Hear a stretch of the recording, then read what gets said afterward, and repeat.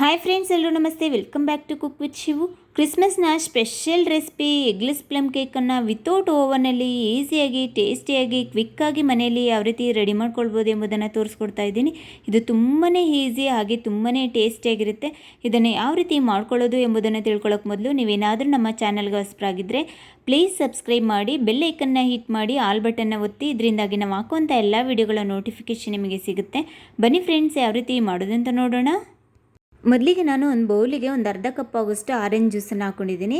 ಅದೇ ಕಪ್ಪಲ್ಲಿ ಅರ್ಧ ಕಪ್ ಆಗೋಷ್ಟು ಡೇಟ್ಸನ್ನು ಚಿಕ್ಕದಾಗಿ ಕಟ್ ಮಾಡಿ ಹಾಕ್ಕೊಂಡಿದ್ದೀನಿ. ಅದೇ ಕಪ್ಪಲ್ಲಿ 1/4 ಕಪ್ ಆಗೋಷ್ಟು ಒಣ ದ್ರಾಕ್ಷಿನ ಹಾಕ್ಕೊಂಡಿದ್ದೀನಿ. ಅದೇ ಕಪ್ಪಲ್ಲಿ 1/4 ಕಪ್ ಆಗೋಷ್ಟು ಬ್ಲ್ಯಾಕ್ ದ್ರಾಕ್ಷಿನ ಹಾಕ್ಕೊಂಡಿದ್ದೀನಿ. ಹಾಗೆ ಅರ್ಧ ಕಪ್ ಆಗೋಷ್ಟು ಟೂಟಿ ಫ್ರೂಟಿನ ಹಾಕ್ಕೊತಾ ಇದ್ದೀನಿ. ಹಾಗೆ ಒಂದು ಅರ್ಧ ಕಪ್ ಆಗೋಷ್ಟು ಚೆರಿನ ಹಾಕ್ಕೊಂಡಿದ್ದೀನಿ. ಇವೆಲ್ಲವನ್ನೇ ನೀಟಾಗಿ ಮಿಕ್ಸ್ ಮಾಡ್ಕೊಬೇಕಾಗುತ್ತೆ. ಈ ರೀತಿ ಮಿಕ್ಸ್ ಮಾಡ್ಕೊಂಡಾದಮೇಲೆ ಲಿಡ್ಡನ್ನು ಕ್ಲೋಸ್ ಮಾಡಿಬಿಟ್ಟು ಒಂದು 2 ಅವರ್ ಹಾಗೆ ನೆನಲಿಕ್ಕೆ ಬಿಡಬೇಕು. ನೋಡಿ, ನಾನು 2 ಅವರ್ ಆದಮೇಲೆ ನಿಮಗೆ ತೋರಿಸ್ತಾ ಇದ್ದೀನಿ. ಫ್ರೂಟ್ಸ್ ಎಲ್ಲ ಚೆನ್ನಾಗಿ ನೆನೆದು ಬಂದಿದೆ. ಇಷ್ಟಾದರೆ ಸಾಕು.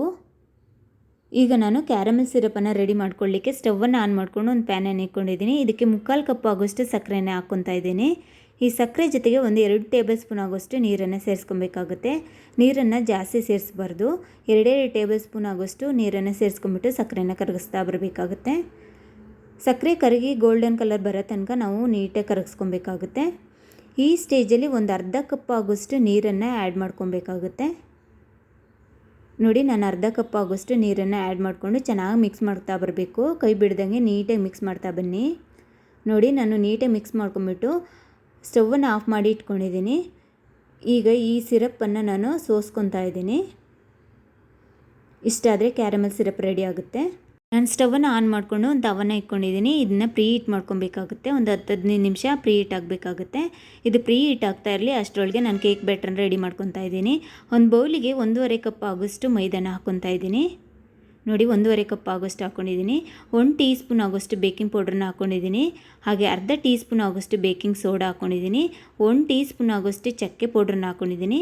ಹಾಗೆ ಸ್ವಲ್ಪ ಉಪ್ಪನ್ನು ಹಾಕ್ಕೊಂಬಿಟ್ಟು ನೀಟಾಗಿ ಮಿಕ್ಸ್ ಮಾಡ್ಕೊಬೇಕಾಗುತ್ತೆ. ಈ ರೀತಿ ಚೆನ್ನಾಗಿ ಮಿಕ್ಸ್ ಮಾಡ್ಕೊಳ್ಳಿ. ಇದಾದ ನಂತರ ಕ್ಯಾರಮೆಲ್ ಸಿರಪ್ ರೆಡಿ ಮಾಡಿ ಇಟ್ಕೊಂಡಿದ್ವಲ್ಲ, ಆ ಸಿರಪ್ಪನ್ನು ಹಾಕ್ಕೊಂಬಿಟ್ಟು ಚೆನ್ನಾಗಿ ಮಿಕ್ಸ್ ಮಾಡ್ಕೊಳ್ತಾ ಬನ್ನಿ. ಇದಾದ ನಂತರ ಅರ್ಧ ಕಪ್ ಆಯಿಲನ್ನು ಹಾಕ್ಕೊತಾ ಮಿಕ್ಸ್ ಮಾಡ್ಕೊತಾ ಇದ್ದೀನಿ.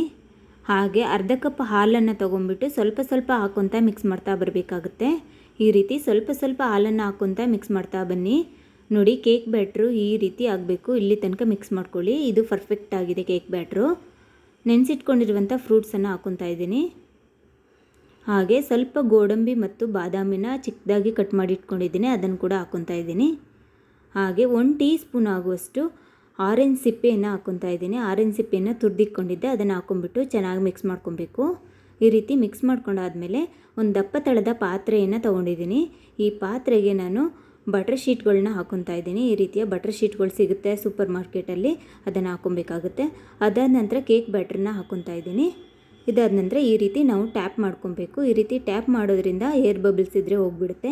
ಕೇಕನ್ನು ಈ ರೀತಿ ಟ್ಯಾಪ್ ಮಾಡ್ಕೊಂಡಾದ್ಮೇಲೆ ನಾನು ಕೇಕ್ ಮೇಲೆ ಗೋಡಂಬಿ, ದ್ರಾಕ್ಷಿ ಹಾಗೆ ಚೆರಿಯಿಂದ ಡೆಕೋರೇಷನನ್ನು ಮಾಡ್ಕೊತಾ ಇದ್ದೀನಿ. ಈ ರೀತಿ ಡೆಕೋರೇಷನ್ ಮಾಡಿಕೊಂಡ್ರೆ ಕೇಕ್ ಬಂದಮೇಲೆ ಸೂಪರಾಗಿ ಕಾಣಿಸುತ್ತೆ. ಇದಾದಮೇಲೆ ತವನ ಪ್ರೀ ಹೀಟ್ ಮಾಡಲಿಕ್ಕೆ ಇಟ್ಟಿದ್ನಲ್ಲ, ಅದ್ರ ಮೇಲೆ ನಾನು ಕೇಕ್ ಬ್ಯಾಟರ್ನ ಇಟ್ಕೊತಾ ಇದ್ದೀನಿ.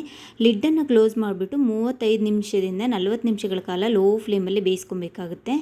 ನೋಡಿ, 40 ನಿಮಿಷ ಆದಮೇಲೆ ನಿಮಗೆ ನಾನು ತೋರಿಸ್ತಾ ಇದ್ದೀನಿ. ಸೂಪರಾಗಿ ರೆಡಿಯಾಗಿದೆ ಕೇಕು. ಈ ಕೇಕ್ ಬೆಂದಿದೆಯಾ ಇಲ್ವಂತ ಚೆಕ್ ಮಾಡ್ಕೊಬೇಕಾದ್ರೆ ಒಂದು ನೈಫು ಇಲ್ಲ ಟೂತ್ ಪಿಕ್ಕು ತೊಗೊಂಬಿಟ್ಟು ಈ ರೀತಿ ಕೇಕ್ ಬ್ಯಾಟ್ರ್ ಒಳಗೆ ನಾವು ಚುಚ್ಚಿ ನೋಡಬೇಕಾಗುತ್ತೆ.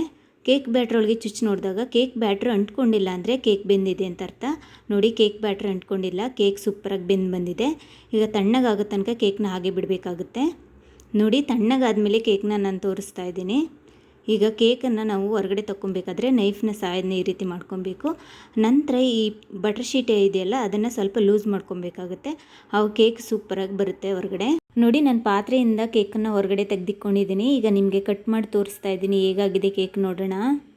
ನೋಡಿ, ಸೂಪರಾಗಿ ರೆಡಿಯಾಗಿ ಬಂದಿದೆ ಕೇಕು. ನೋಡಿ, ಎಷ್ಟು ಸ್ಪಾಂಜಿ ಆಗಿದೆ ಅಂತ. ಹಾಗೆ ಒಳಗಡೆ ಕೂಡ ಚೆನ್ನಾಗಿ ಬೆಂದು ಸೂಪರಾಗಿ ಬಂದಿದೆ ಕೇಕು. ನೋಡಲಿಕ್ಕೆ ಎಷ್ಟು ಲುಕ್ಕ ಕಾಣಿಸ್ತಾ ಇದೆಯೋ ಅಷ್ಟೇ ಟೇಸ್ಟಾಗಿರುತ್ತೆ ಈ ಪ್ಲಮ್ ಕೇಕು. ಎಗ್ಲೆಸ್ ಪ್ಲಮ್ ಕೇಕನ್ನು ನಾವು ಎಷ್ಟು ಈಸಿಯಾಗಿ ವಿತೌಟ್ ಓವನ್ನಲ್ಲಿ ಮಾಡ್ಕೊಬೋದು ಅಂತ ನೋಡಿದ್ರಲ್ವ. ನೀವು ಕೂಡ ಮನೇಲಿ ಟ್ರೈ ಮಾಡಿ ಹೇಗೆ ಬಂತು ಅಂತ ನನಗೆ ಕಮೆಂಟ್ಸ್ ಮಾಡಿ ಹೇಳಿ. Thank you for watching.